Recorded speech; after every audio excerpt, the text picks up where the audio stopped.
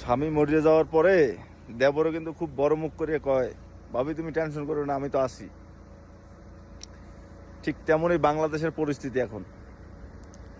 আওয়ামী লীগ চলে গেছে, কিন্তু বিএনপির কর্মী সমর্থকরা কয় যে তোমরা টেনশন করো না, আমরা তো আছি। সাধারণ পাবলিকরে এই বুঝ দেয়।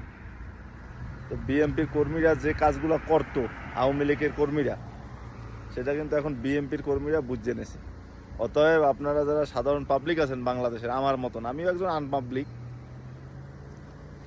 তারা কোনো টেনশন করেন না। বিএনপির কর্মীরা কিন্তু আছে আপনাদের পাশে সব সময়। তাদের কিন্তু ওই যে একজন বিএনপির বড় নেতা, সে কিন্তু বলছে সে কিন্তু সাগর বানাই দেবে। তো বিএনপির কর্মীরা কিন্তু 16 বছর, মনে করেন যে 17 বছর আর কি, 16 বছর না 17 বছর চেষ্টা করে হইলেও কিন্তু বালুর ট্রাকটা সরাইতে পারছে। তো তাদের উপরে আপনারা ভরসা রাখতে পারেন, অবশ্যই দেবে সবাইকে।